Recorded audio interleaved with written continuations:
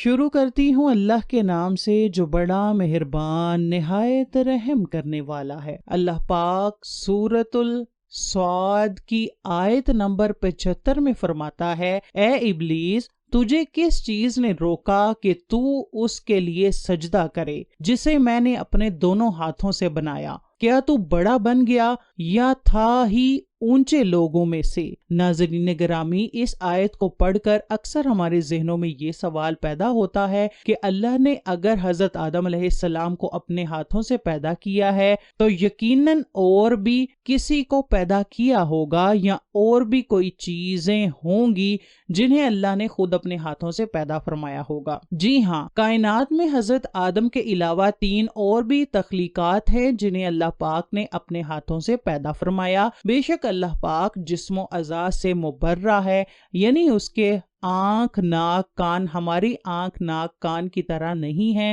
سننا دیکھنا اس کی ذاتی صفت ہے جس کے لیے نہ کسی عضو کی ضرورت ہے اور نہ ہی کسی قابل سماعت یا قابل رویت چیز کا ہونا ضروری ہے۔ قرآن کریم میں اللہ تعالیٰ کے لیے بہت سی صفات ذاتیہ اور فعلیہ وارد ہوئی ہیں۔ ان میں سے بعض صفات متشابہات کہلاتی ہیں، یعنی ان کا کنا اور حقیقت کا ادراک انسانی عقل سے بالاتر ہے۔ مثلا لفظ ید یعنی ہاتھ، مفسرین و محدثین اور رائمہ کرام کہتے ہیں کہ یہ صفات چونکہ صریحاً قرآن و حدیث میں وارد ہیں، اس لیے بلا شبہ یہ صفات اللہ تعالیٰ کے لیے ثابت ہیں، لیکن کمائلیک بشانہ مخلوقات کی صفت کی طرح نہیں ہے اور نہ ہی کسی کو اس کی حقیقت کا پتہ ہے۔ اللہ پاک کی ذات کی ان صفات کا مخلوقات کی صفات سے مشابہت کرنا یا سوچنا بالکل جائز نہیں ہے، پس نصوص میں وارد صفات اللہ تعالیٰ کے لیے بلا کیفیت ثابت ہیں۔ ناظرین گرامی، انسانوں میں حضرت آدم علیہ السلام کو 4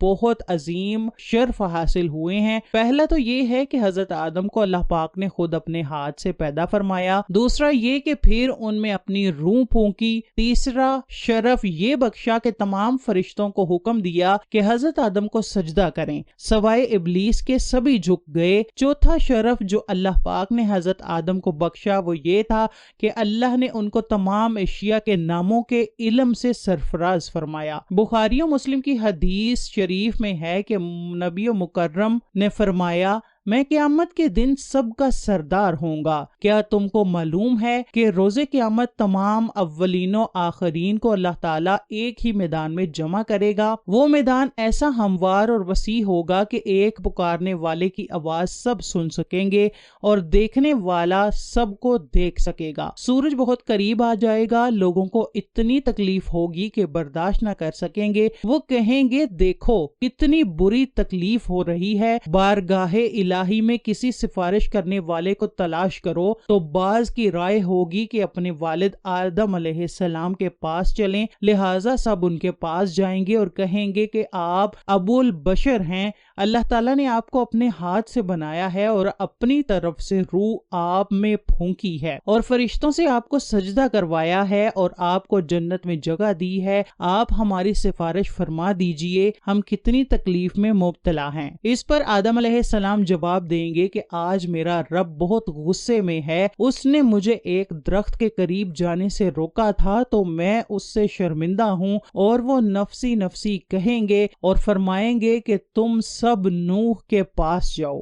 یہ حدیث کافی لمبی ہے لیکن یہاں اتنا ہی بیان کرنا مقصود تھا کہ حضور اکرم صلی اللہ علیہ وآلہ وسلم نے کس طرح حضرت آدم کی تخلیق کا ذکر کیا۔ امام دارمی رحمت اللہ علیہ فرماتے ہیں، اللہ تعالیٰ نے حضرت آدم علیہ السلام کو حقیقی معنوں میں ہاتھ سے پیدا کیا، آپ کے علاوہ کسی ذی روح کو اپنے دونوں ہاتھوں سے پیدا نہیں کیا۔ اللہ تعالیٰ نے اس طرح آدم علیہ السلام کو خصوصیت، فضیلت اور شرف عطا کیا۔ اسی طرح امام دارمی سمیت لالکائی اور آجری وغیرہ نے صحیح سند کے ساتھ ابن عمر رضی اللہ تعالی عنہ سے روایت کیا ہے کہ اللہ تعالیٰ نے 4 چیزوں کو اپنے ہاتھ سے پیدا فرمایا: عرش، قلم، جنت عدن اور آدم۔ اس کے بعد ساری مخلوق کو کن کہا تو وہ وجود میں آ گئی۔ امام دارمی نے ہی حسن سند کے ساتھ تابعی میسرہ بن ابو صالح جو کہ کندہ کے موالی تھے ان سے روایت کیا ہے کہ اللہ تعالیٰ اپنی مخلوقات میں سے 3 چیزوں کے علاوہ کسی چیز کو نہیں چھوا: